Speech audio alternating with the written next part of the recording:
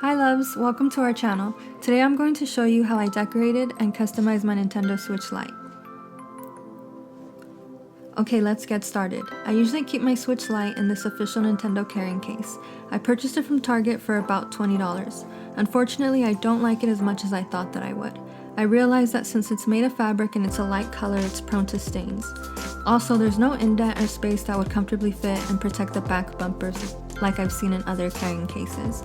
Overall, this case feels really flimsy and I'm not as happy with it as I thought that I would be. However, I recently purchased this adorable Geekshare case from Amazon for about $23. It's much more sturdy, and because of the material, it won't stain as easily. It also features these adorable little paw charms that are attached to the zipper.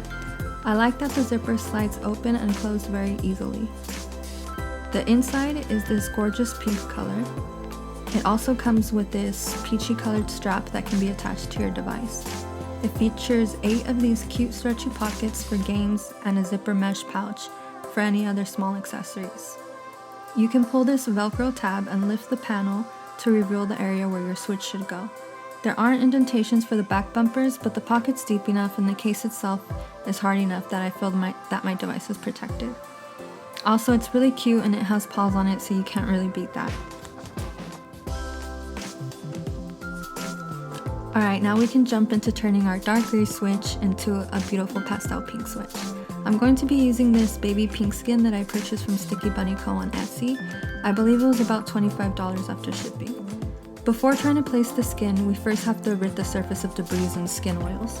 I'm using this alcohol wipe and gently wiping over the entire front of the device, making sure to wipe all of the small areas and around the buttons. Once you're done wiping, make sure to wait for the wet areas to dry before picking your device back up. Now that the front of the device is clean and dry, we can start trying to place the front section of our skin. The front is one big piece, so you need 2 hands. I start by placing the left side. This means you want to hold the right side up a little bit higher like this so that it won't stick down while you're placing it. It's important to line the holes up with the buttons for a really good fit. This skin is actually a very exact fit, so unfortunately there's no room for error. As you'll see, I had to lift and then replace the skin a few times before I was happy with the result. Luckily though, it does peel up and reattach very easily. Once you're happy with the placement, you want to start rubbing the skin so that it adheres well and so that you can smooth out the air bubbles. I'm smoothing down the corners and edges with my fingers when I realize that the skin is kind of scallopy or wavy, so I take my heat gun and I'm running it over the edges. This heats up the skin and makes it more pliable and stretchy. Now when you run your fingers across the surface, you get really smooth edges. And I'm doing this around the entire edge of the device until the skin is smooth and adhered well. Now that we're happy with the front, we can move on to the back piece. Again, we want to start with wiping the surface down and waiting for it to dry before attempting to apply the skin. Here I'm comparing the holes on my device with the holes in the skin to decide where I want to start and which holes I want to line up first. I decide to take the back piece and line it up with the holes or the open spaces that are located towards the bottom of the device. At first I thought I did a pretty good job lining up the skin, but when I take the heat gun to it, I realized that it wasn't smooth at all. So then I chose to lift the skin up a little bit and smooth it out with the edge of any hard thing that I could find. In this case, I'm using the packaging for my Joycon grips. Once I finally place the skin correctly, I start heating and smoothing all of the edges and corners like I did on the front. In some areas, you'll see me using a silicone tool instead of my fingers. I'll add a link down below for where you can purchase the same tool if you think it would be helpful for you too.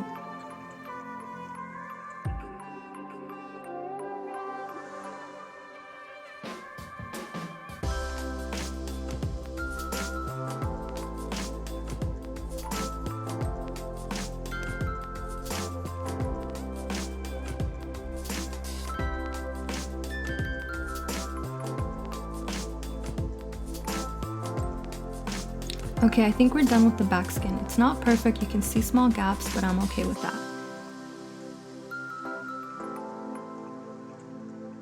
Now I need to place the tiny skin pieces.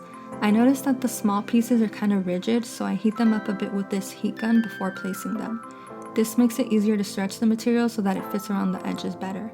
I'm also using my silicone tool a lot here because it's really good for smoothing out small pieces like these.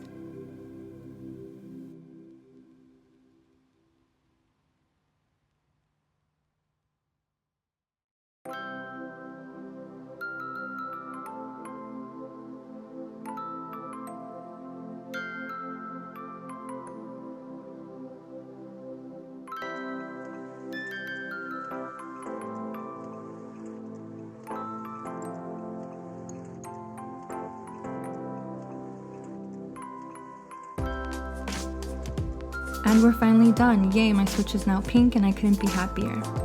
Now, if you want your skin to last as long as possible, I highly recommend using a protective case.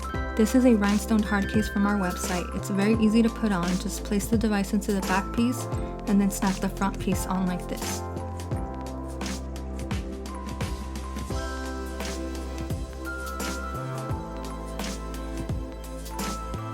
If you want to make your Switch even more cute, I recommend these adorable Geekshare paw print grips for your Joy-Cons.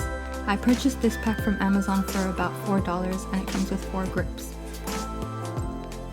Since we have a pink theme going on here, I decided to use the pink and white ones.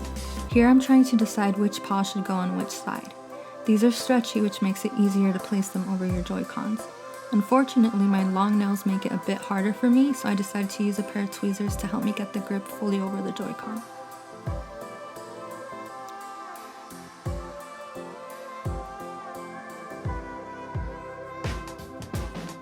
Okay, great, I think the paws added such a cute touch to it. But to make it perfect, I'm going to add a dust plug so I can hang cute charms from it. I'm laying out a few of my favorite Dreamy Craft Shop charms and picking a couple of them, or maybe even all of them, to hang from the dust plug. My first pick is this adorable rhinestone Kuma charm. We're going to restock this charm soon, so look out for that. If you're interested in getting one for your own device, the second charm I pick out is this simple bow and bell charm that we usually offer with cases on our website. I love the sweet look of the satin bow and the adorable jingle from the tiny bell.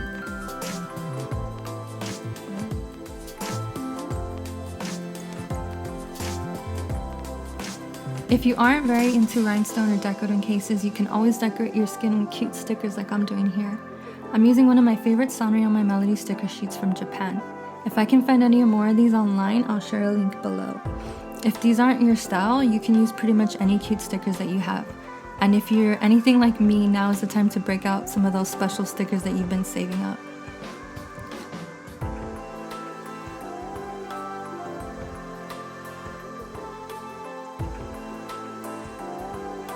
When you're finished decorating your skin, you can use a clear hard plastic case like this to protect both your skin and your stickers from getting dirty or scratched. Now that we're done with that, we can plug our dust plug in and add our cute charms. This time I'm going to use all of the charms because I really like that extra and exaggerated look.